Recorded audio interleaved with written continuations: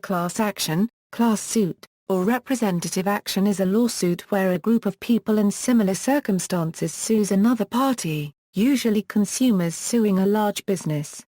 It is pleonastic to refer to a class action as a class action suit. Collective lawsuits originated in the United States and are still predominantly a U.S. phenomenon. But in several European countries with civil law, contrary to Anglo-American common law, changes have been made in recent years to allow consumer organizations to bring claims on behalf of consumers.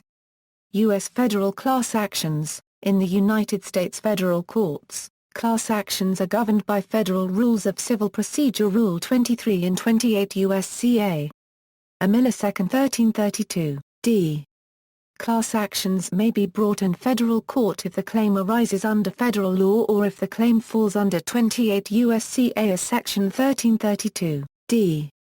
Under millisecond 1332, d. The federal district courts have original jurisdiction over any civil action where the amount in controversy exceeds $5 million and, any member of a class of plaintiffs is a citizen of a state different from any defendant. Or, any member of a class of plaintiffs is a foreign state or a citizen or subject of a foreign state and any defendant is a citizen of a state. Or, any member of a class of plaintiffs is a citizen of a state and any defendant is a foreign state or a citizen or subject of a foreign state. Nationwide plaintiff classes are possible, but such suits must have a commonality of issues across state lines. This may be difficult if the civil law in the various states lacks significant commonalities. Large class actions brought in federal court frequently are consolidated for pre-trial purposes through the device of multi-district litigation. It is also possible to bring class actions under state law, and in some cases the court may extend its jurisdiction to all the members of the class, including out of state as the key element is the jurisdiction that the court has over the defendant. Typically, federal courts are thought to be more favorable for defendants, and state courts more favorable for plaintiffs. Many class actions are filed initially in state court. The defendant will frequently try to remove the case to federal court. The Class Action Fairness Act of 2005 increases defendants' ability to remove state cases to federal court by giving federal courts original jurisdiction for all class actions with damages exceeding $5 million exclusive of interest and costs. It should be noted, however, that the Class Action Fairness Act contains carve-outs for inter alia, shareholder class actions covered by the Private Securities Litigation Reform Act of 1995 and those concerning internal corporate governance issues. The procedure for filing a class action is to file suit with one or several named plaintiffs on behalf of a proposed class. The proposed class must consist of a group of individuals or business entities that have suffered a common injury or injuries. Typically these cases result from an action on the part of a business or a particular product defect or policy that applied to all proposed class members in a typical manner. After the complaint is filed, the plaintiff must file a motion to have the class certified. In some cases class certification may require discovery in order to determine its size and if the proposed class meets the standard for class certification. Upon the motion to certify the class, the defendants may object to whether the issues are appropriately handled as a class action, to whether the named plaintiffs are sufficiently representative of the class, and to their relationship with the law firm or firms handling the case. The court will also examine the ability of the firm to prosecute the claim for the plaintiffs and their resources for dealing with class actions. Due process requires in most cases that notice describing the class action be sent, published, or broadcast to class members. As part of this notice procedure, there may have to be several notices. First, a notice giving class members the opportunity to opt out of the class, that is if individuals wish to proceed with their own litigation they are entitled to do so, only to the extent that they give timely notice to the class counsel or the court that they are opting out. Second, if there is a settlement proposal, the court will usually direct the class counsel to send a settlement notice to all the members of the certified class, informing them of the details of the proposed settlement. In federal civil procedure law, which has also been accepted by approximately 35 states, the class action must have certain definite characteristics. There must be one or more legal or factual claims common to the entire class, Adequacia the representative parties must adequately protect the interests of the class. Numerosity the class must be so large as to make individual suits impractical, and typicality the claims or defenses must be typical of the plaintiffs or defendants. State class actions. Since 1938, many states have adopted rules similar to the FRCP. However, some states, like California, have civil procedure systems, which deviate significantly from the federal rules. The California codes provide for 4 separate types of class actions. As a result, there are 2 separate treatises devoted solely to the complex topic of California class actions. Some states, such as Virginia, do not provide for any class actions, while others, such as New York, limit the types of claims that may be brought as class actions. In 2013, several class action lawsuits have been filed under both the Federal Fair Debt Collection Practices Act and similar Michigan state laws against some of Michigan's largest medical providers and collection agencies, which may have a dramatic impact on the collection of unpaid medical bills and the collection industry as a whole. History. The ancestor of the class action was what modern observers call group litigation, which appears to have been quite common in medieval England from about 1200 onward. These lawsuits involved groups of people either suing or being sued in actions at common law. These groups were usually based on existing societal structures like villages, towns, parishes, and guilds. What is striking about these early cases is that unlike modern courts, the medieval English courts never questioned the right of the actual plaintiffs to sue on behalf of a group or a few representatives to defend an entire group. As UCLA law professor Stephen Yeasel has pointed out, the most likely reason is that the abysmally poor transportation, communications, and administrative apparatus of medieval times made it impossible for the English sovereign to directly manage the entire country in terms of individuals. It was easier to structure society by imposing obligations upon groups which were enforced by the sporadic use of force. In turn, lawyers and judges who operated the king's system of justice in a society strictly organized into groups would not question the right of a group to sue or be sued because to do so would bring into question the entire group-oriented society in which they operated. From 1400 to 1700, group litigation gradually switched from being the norm in England to the exception. The development of the concept of the corporation led to the wealthy supporters of the corporate form becoming suspicious of all unincorporated legal entities, which in turn led to the modern concept of the unincorporated or voluntary association. The tumultuous history of the Wars of the Roses and then the Star Chamber resulted in periods during which the common law courts were frequently paralyzed, and out of the confusion the Court of Chancery emerged with exclusive jurisdiction over group litigation. Chancery cases on group litigation after 1700 were a totally incoherent mess, which Yeasel has explained by pointing to the trends towards fragmentation and individualism in English society during that period. The resulting societal pressures ultimately led to the Reform Act 1832.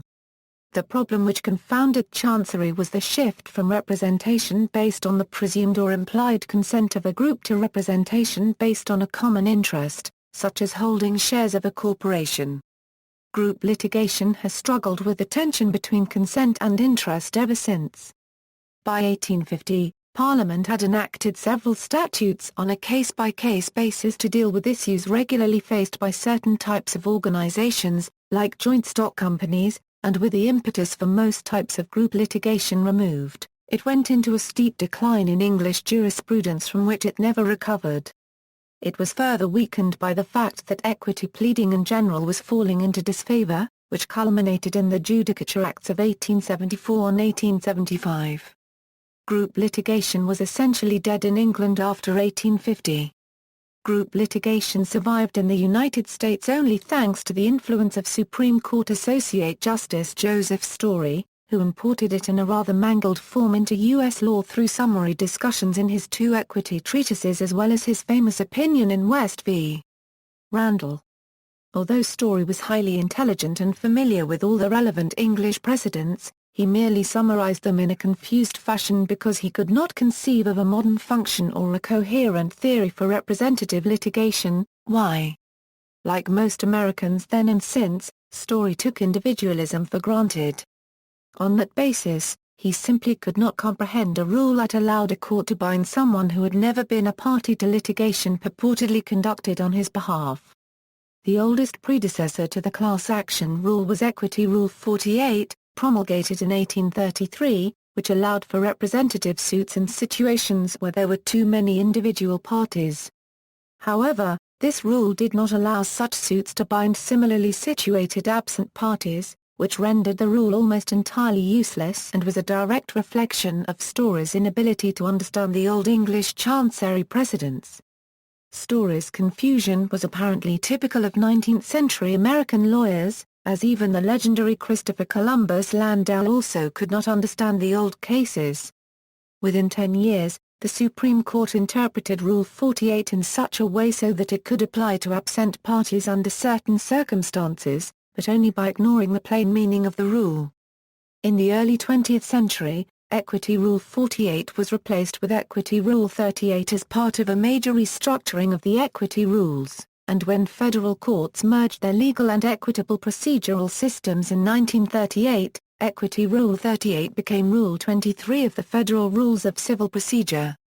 A major revision of the FRCP in 1966 radically transformed Rule 23, made the opt-out class action the standard option, and gave birth to the modern class action. Entire treatises have been written since to summarize the huge mass of law that sprang up from the 1966 revision of Rule 23. Just as medieval group litigation bound all members of the group regardless of whether they all actually appeared in court, the modern class action binds all members of the class, with the exception of those who appear and object. The advisory committee that drafted the new Rule 23 in the mid-1960s was influenced by two major developments. First was the suggestion of Harry Kelvin, Jr. and Morris Rosenfeld in 1941 that class action litigation by individual shareholders on behalf of all shareholders of a company could effectively supplement direct government regulation of securities markets and other similar markets. The second development was the rise of the African American civil rights movement, environmentalism, and consumerism. As expected, the groups behind these movements, as well as many others in the 1960s, 1970s, and 1980s, all turned to class actions as a means for achieving their goals. For example, a 1978 environmental law treatise reprinted the entire text of Rule 23 and mentioned class actions 14 times in its index. Of course, businesses targeted by class actions for inflicting massive aggregate harm have sought ways to avoid class actions altogether. In the 1990s, the U.S. Supreme Court issued a number of decisions which strengthened a federal policy favoring arbitration. In response, lawyers have added provisions to consumer contracts of adhesion called collective action waivers. In 1999 the National Arbitration Forum began advocating that such contracts should be drafted so as to force consumers to waive the right to a class action completely, and such provisions have become very popular among businesses. As of November 2007, the legal validity of contracts of adhesion with class action waivers is unclear, and courts have rendered mixed and sometimes contradictory opinions. In the 2011 court case AT&T Mobility v.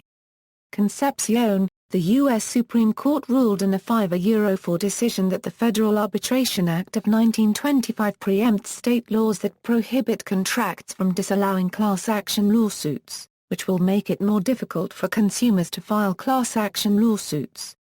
The dissent pointed to a saving clause in the Federal Act which allowed states to determine how a contract or its clauses may be revoked. In two major cases in the 21st century, the United States Supreme Court ruled 5-4 against certification of class actions due to differences in each individual member's circumstances. First in the 2011 case Walmart v. Dukes and later in the 2013 case Comcast Corporation v. Beyond. Advantages: class actions may offer a number of advantages because they aggregate a large number of individualized claims into one representational lawsuit. First, aggregation can increase the efficiency of the legal process, and lower the costs of litigation. In cases with common questions of law and fact, Aggregation of claims into a class action may avoid the necessity of repeating days of the same witnesses, exhibits and issues from trial to trial. Jenkins v. Rymark Indus.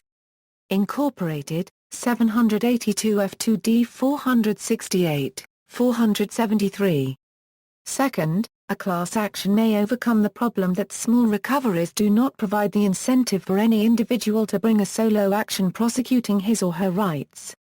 Amcom Prods, Incorporated v. Windsor, 521 U.S. 591, 617. A class action solves this problem by aggregating the relatively paltry potential recoveries into something worth so only a unregistered trademark s labor. Amcom Prods, Incorporated, 521 U.S. at 617. In other words, a class action ensures that a defendant who engages in widespread harm but does so minimally against each individual plaintiff must compensate those individuals for their injuries. For example, thousands of shareholders of a public company may have losses too small to justify separate lawsuits, but a class action can be brought efficiently on behalf of all shareholders. Perhaps even more important than compensation is that class treatment of claims may be the only way to impose the costs of wrongdoing on the wrongdoer, thus deterring future wrongdoing. Third, class action cases may be brought to purposely change behavior of the class of which the defendant is a member. Landeras v. Flood was a landmark case used to purposefully change the behavior of doctors, and encourage them to report suspected child abuse. Otherwise, they would face the threat of civil action for damages in tort proximately flowing from the failure to report the suspected injuries. Previously, many physicians had remained reluctant to report cases of apparent child abuse, despite existing law that required it. Fourth, in limited fund cases, a class action ensures that all plaintiffs receive relief and that early filing plaintiffs do not raid the fund of all its assets before other plaintiffs may be compensated. See Ortiz v. Fiberboard Corporation, 527 U.S. 815. A class action in such a situation centralizes all claims into one venue where a court can equitably divide the assets amongst all the plaintiffs if they win the case. Finally, a class action avoids the situation where different court rulings could create incompatible standards of conduct for the defendant to follow. See Fed. R. Civ. Pages 23, b. 1, a. For example, a court might certify a case for class treatment where a number of individual bondholders sue to determine whether they may convert their bonds to common stock. Refusing to litigate the case in one trial could result in different outcomes and inconsistent standards of conduct for the defendant corporation. Thus, courts will generally allow a class action in such a situation. See, for example, Banjimad v. Boeing Company, 259 F. Sup. 125. Whether a class action is superior to individual litigation depends on the case and is determined by the judge's ruling on a motion for class certification. The Advisory Committee note to Rule 23, for example, states that mass torts are ordinarily not appropriate for class treatment. Class treatment may not improve the efficiency of a mass tort because the claims frequently involve individualized issues of law and fact that will have to be retried on an individual basis. See Castano v. Am Tobacco Company, 84 F3D 734. Mass torts also involve high individual damage awards. Thus, the absence of class treatment will not impede the ability of individual claimants to seek justice. See it. Other cases, however, may be more conducive to class treatment.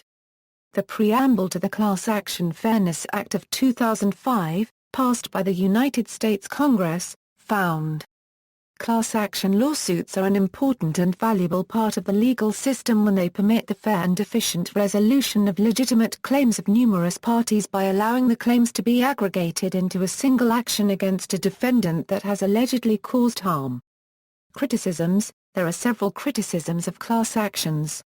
The preamble to the Class Action Fairness Act stated that some abusive class actions harmed class members with legitimate claims and defendants that have acted responsibly, adversely affected interstate commerce, and undermine public respect for the country's judicial system. Class members often receive little or no benefit from class actions. Examples cited for this include large fees for the attorneys, while leaving class members with coupons or other awards of little or no value. Unjustified awards are made to certain plaintiffs at the expense of other class members. And confusing notices are published that prevent class members from being able to fully understand and effectively exercise their rights. For example, in the United States, class lawsuits sometimes bind all class members with a low settlement. These coupon settlements are a way for a defendant to forestall major liability by precluding a large number of people from litigating their claims separately, to recover reasonable compensation for the damages.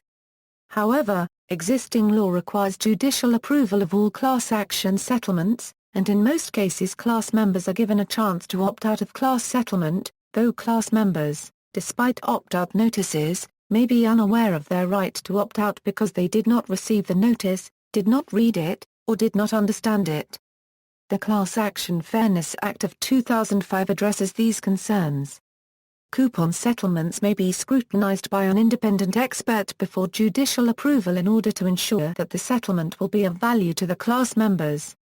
Further, if the action provides for settlement in coupons, the portion of any attorney unregistered trademark SV award to class counsel that is attributable to the award of the coupons shall be based on the value to class members of the coupons that are redeemed. 28 U.S.C.A. 1712, A. Ethics. Class action cases present significant ethical challenges. Defendants can hold reverse auctions and any of several parties can engage in collusive settlement discussions. Subclasses may have interests that diverge greatly from the class, but may be treated the same. Proposed settlements could offer some groups much greater benefits than others.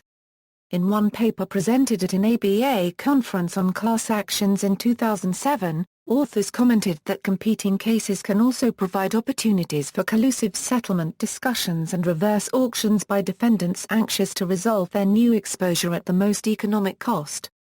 Defendant class action. Although normally plaintiffs are the class, defendant class actions are also possible.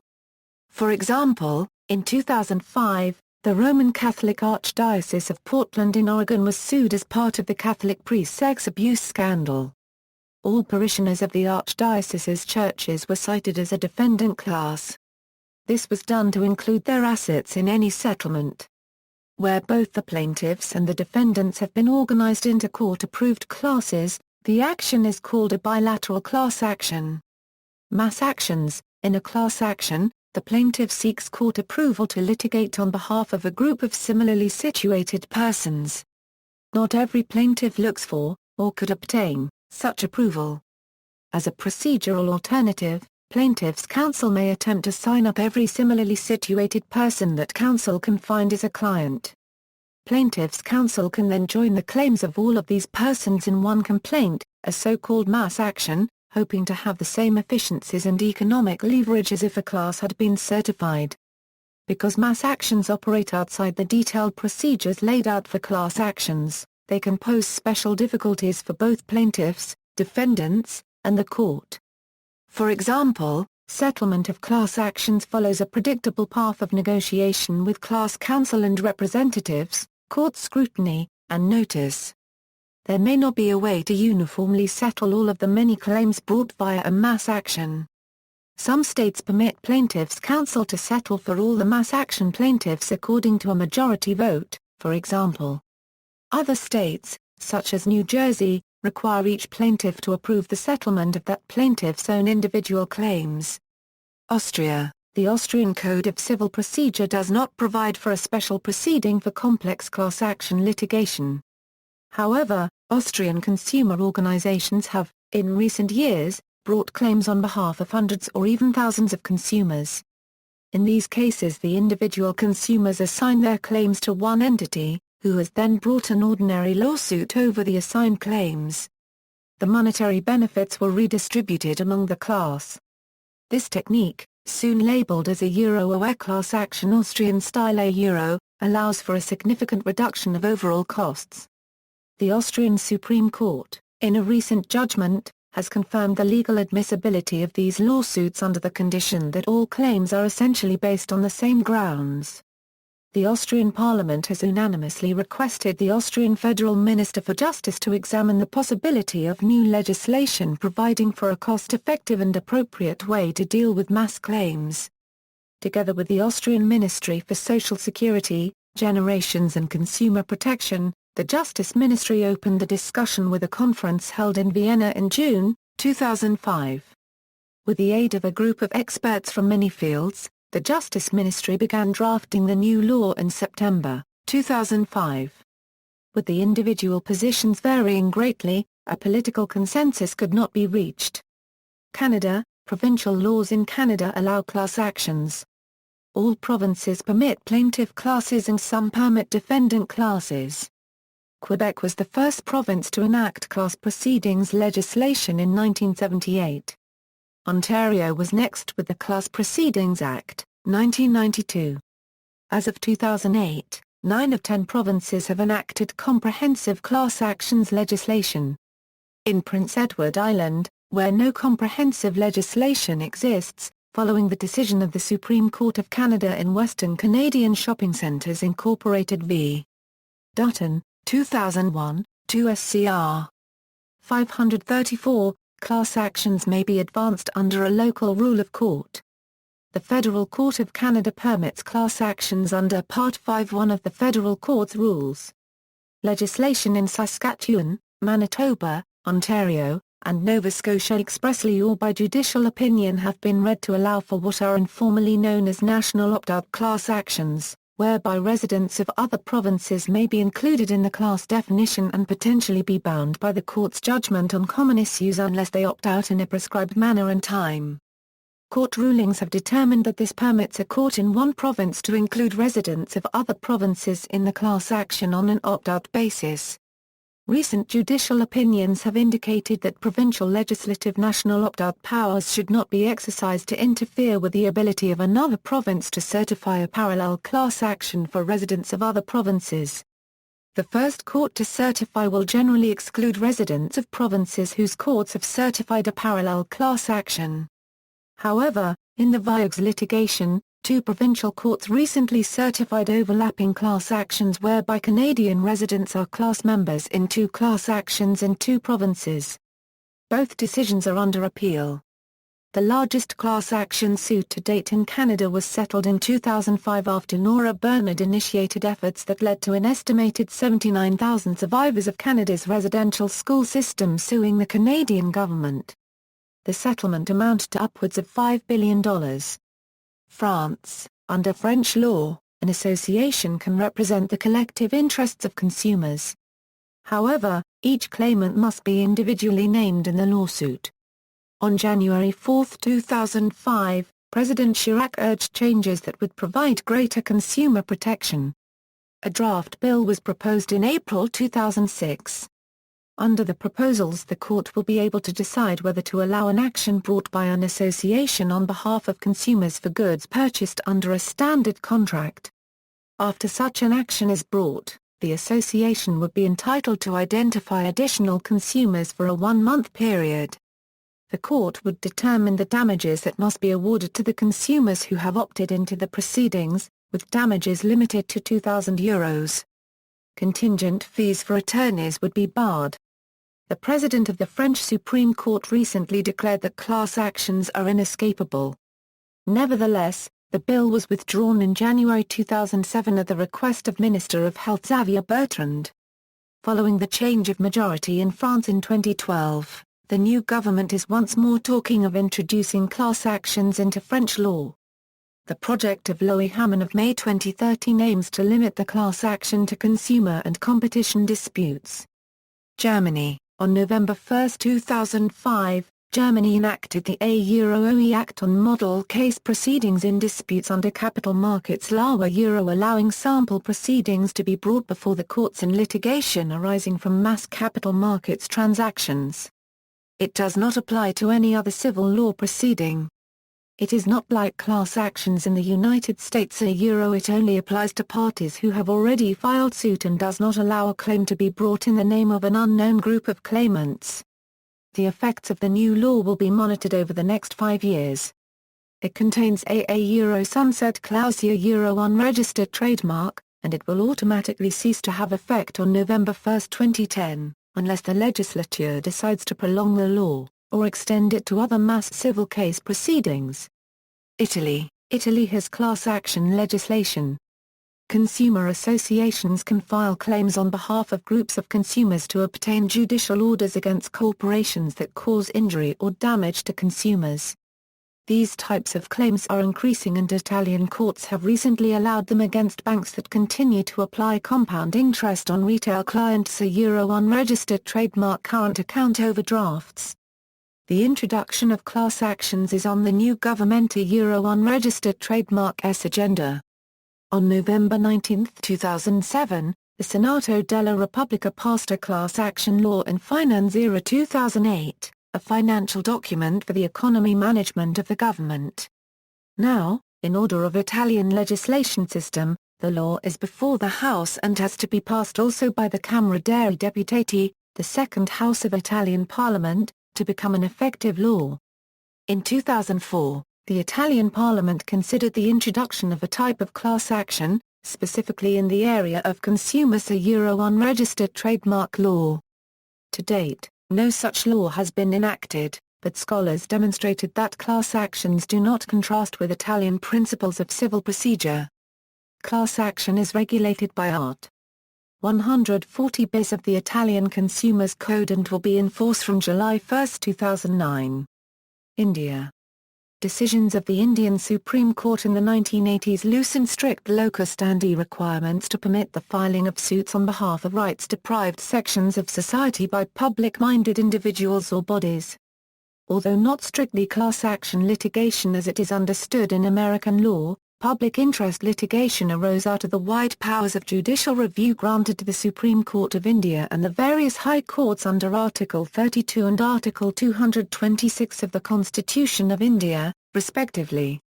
The sort of remedies sought from courts in public interest litigation go beyond mere award of damages to all affected groups and have sometimes gone on to include court monitoring of the implementation of legislation and even the framing of guidelines in the absence of parliamentary legislation. However, this innovative jurisprudence did not help the victims of the Bhopal gas tragedy, who were unable to fully prosecute a class action litigation against Union Carbide due to procedural rules that would make such litigation impossible to conclude and unwieldy to carry out. Instead, the Government of India exercised its right of parens patriae to appropriate all the claims of the victims and proceeded to litigate on their behalf, first in the New York courts and later, in the Indian courts. Ultimately, the matter was settled between the Union of India and Union Carbide for a sum of 760 crore as a complete settlement of all claims of all victims for all time to come. Public interest litigation has now broadened in scope to cover larger and larger groups of citizens who may be affected by government inaction. Recent examples of this trend include the conversion of all public transport in the city of Delhi from diesel engines to CNG engines on the basis of the orders of the Delhi High Court. The monitoring of forest use by the High Courts and the Supreme Court to ensure that there is no unjustified loss of forest cover. And the directions mandating the disclosure of assets of electoral candidates for the Houses of Parliament and State Assembly.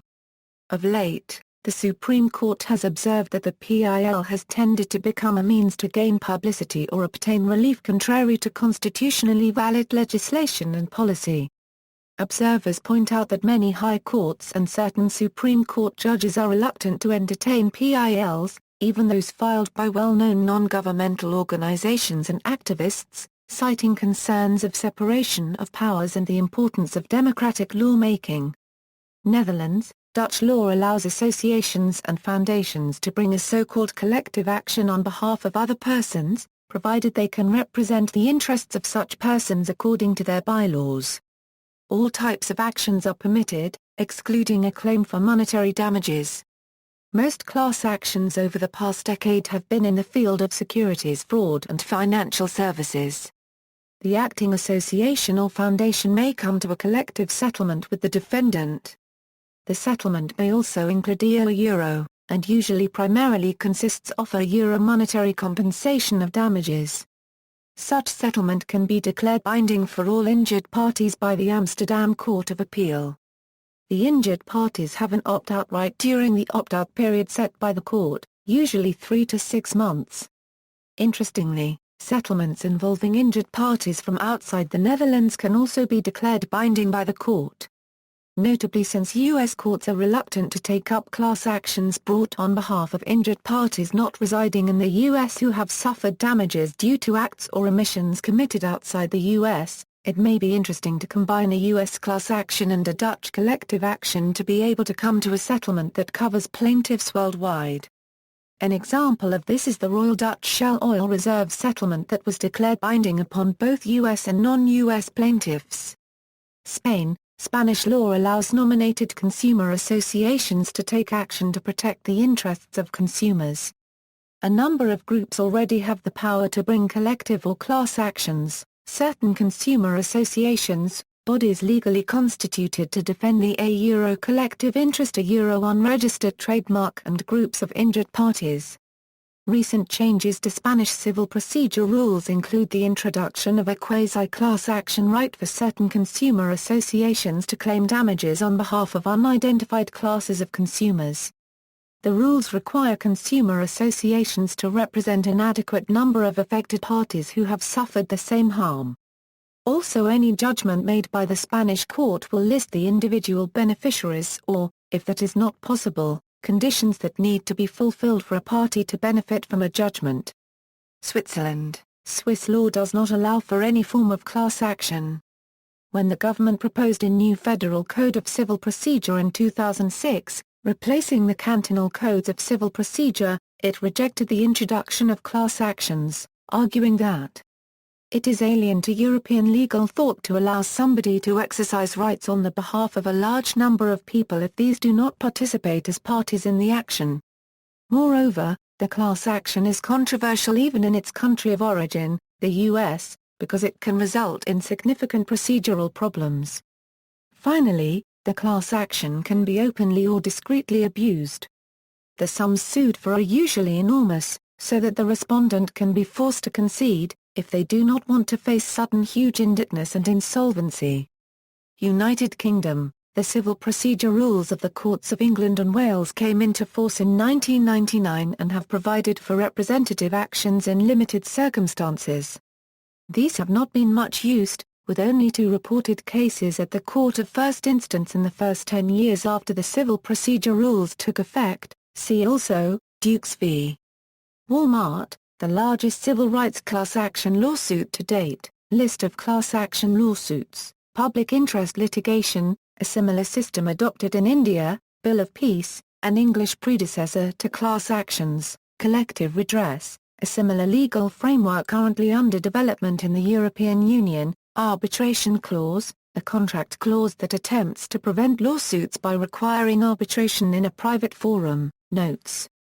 External links. U.S. Law, Manual for Complex Litigation, 4th, Stanford Securities Class Action Clearinghouse, Class Action 7 years after the Class Action Fairness Act, hearing before the Subcommittee on the Constitution of the Committee on the Judiciary, House of Representatives, 112th Congress, 2nd Session, June 1, 2012, EU Law, the introduction of class actions in Belgium, proposals to expand European class action law, collective redress in Europe, George Parker, EU considers consumer class action, Financial Times, March 4, 2007, John Biesner and Charles Borden, Ontario. The Road to Litigation Abuse, the Continuing Export of U.S.